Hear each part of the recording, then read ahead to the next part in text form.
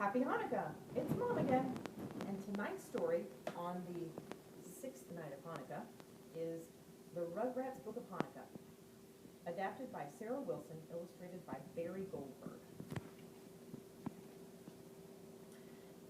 Phil tossed Lil a dreidel, who immediately put the toy in her mouth. Tommy chased Chucky with the wrapping paper tube. The babies were listening to Grandma Minka read the story of Hanukkah.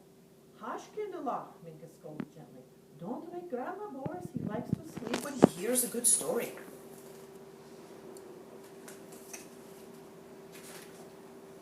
Dee Dee was in the kitchen making latkes. As the lovely smell of potato pancakes wafted under his nose, Grandpa Boris woke up. Minka closed the Hanukkah book, and she and Boris went to help Dee Dee in the kitchen. "What is Hanukkah anyway?" asked Chucky. "I don't know," said Tommy, "but every night I wear a funny hat and mom lights another candle. Then I get a present." Angelica rolled her eyes. "Hanukkah is that special time of year when all the bestest holiday shows are on TV. Now quiet! It's almost time for the Cynthia Christmas show!" Suddenly, Grandpa Boris let out an angry howl from the kitchen. He waved the newspaper at Minka and Dee Dee. "Shlomo's picture is here instead of mine," he spluttered. "Why does he get to be the big fancy schmancy star?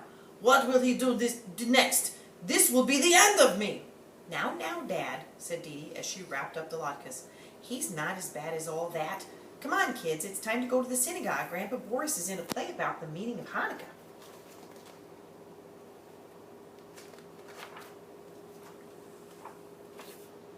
Tommy looked worried. "The meaning of Hanukkah is going to get Grandpa Boris? What should we do?" Said Chucky thoughtfully. "Once when the meaning was mean to me, the teacher came over and made us both take a nap." "That's it then," said Tommy. "We'll find the meaning of Hanukkah and make him take a nap. Then maybe he'll stop being mean to Grandpa Boris." Meanwhile, Stu was busy working on a huge menorah down in the basement. "Go on ahead, Dee Dee," he called. "Pop and I'll take the car.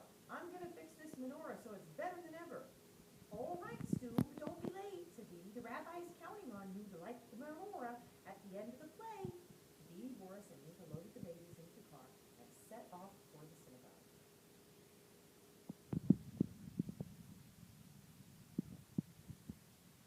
"Don't worry, Angelica," said Dee Dee as the car pulled up to the synagogue. "We're taking the Cynthia special so you won't miss anything." As soon as the grown-ups batched returned, the babies went to look for the meaning. Angelica decided not to take any chances. She went off to find the telephone. The grown-ups took their seats in the audience. "I wonder what some of these do," said Dee finally. "He has to be here to light that menorah."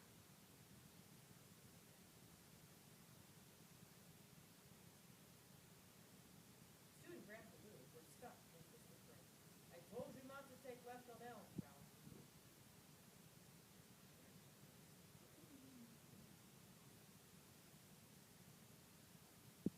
Play was about to begin. Grandma Minka was absorbed in her knitting and didn't notice Stu was close to the stage. The curtain opened. "It's Grandpa Boris!" cried Tommy. The babies watched in horror as another actor came on stage and began pointing to Grandpa Boris with his big sword. "It's the baby of Hanukkah!" shouted Tommy. "Let's go!" The babies charged.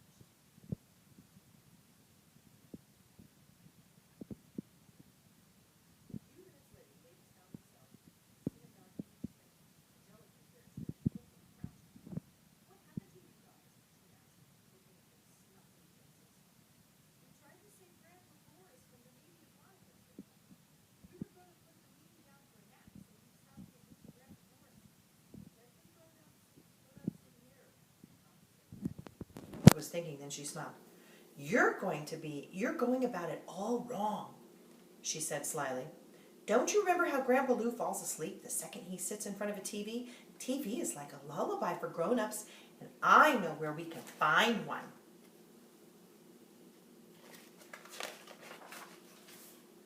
Angelica led the babies down the hallway. "There's one," she said, pointing to a TV. "Come on, give me a boost."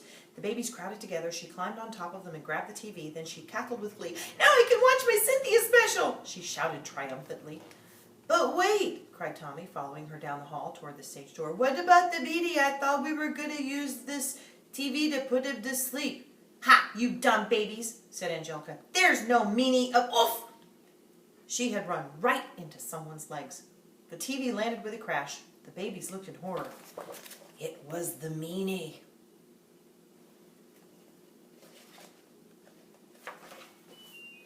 Angelica wailed. The meanie looked confused. What's he gonna do to her, Tommy? Whimpered Chucky. Tommy had an idea. He picked up the Hanukkah book. Remember how Grandpa Boris takes a nap when he hears a good story? Maybe the meanie will too. Holding the book, he bravely toddled over to the meanie. The others followed from a cautious distance. Grandpa Boris appeared. I think they want you to read the book, Shlomo, he said to the meanie gruffly. But I don't know anything about babies, said Shlomo. I never had any myself. Just read, said Grandpa Boris. So Shlomo read them the story of Hanukkah. When he got to the part about the menorah, he stood up to light the candle. A menorah, he said, is like a nightlight for our people. The old man and the babies were bathed in the glow of the menorah. And to this day, continued the meanie, we light the menorah to remember the miracle of Hanukkah. He smiled at the babies. Then he smiled at Grandpa Boris. He looks nervous to me. At that moment, Stu and Grandpa Lou arrived, carrying the gigantic menorah. The rabbi hustled Stu on stage. Stu threw the on switch. Pop! Splash! The menorah lit up like fireworks. Then the lights in the synagogue went out, and the curtain rose.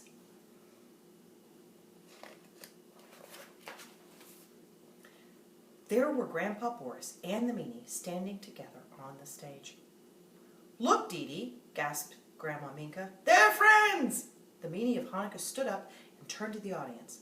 My dearest Hanukkah wish is that our Kinderlach continue to carry the light of our people for generations to come. He and Grandpa Boris linked arms and began to dance.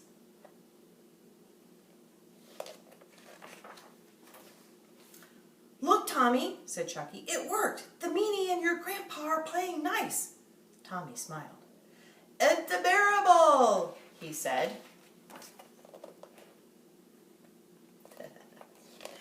And that is the story of Hanukkah from the Rugrats. Okay, 2 Hanukkah trivia questions for the night. Dun, da, da, da, da, da, da. Question 11. Antiochus IV, the Greek Syrian ruler, called himself Antiochus Epiphanes. What does this name mean, and what did the Jews call him? A, the man from Ephesus, the profane. B, God manifest, the madman. C, the mighty, the evildoer. D, king of clubs, the royal flush.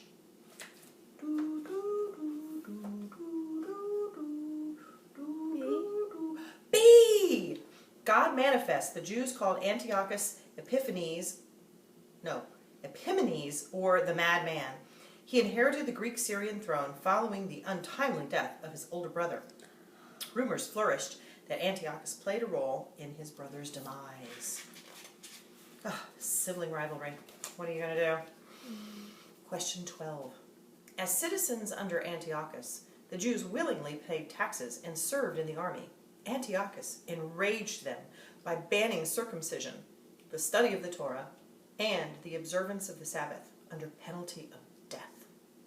Antiochus also enraged them by constructing A, Jacob's ladder, B, the Tower of Babel, C, statues of himself and the Greek god Zeus, or D, statues of Mars, the Greek god of war, made entirely of feta cheese.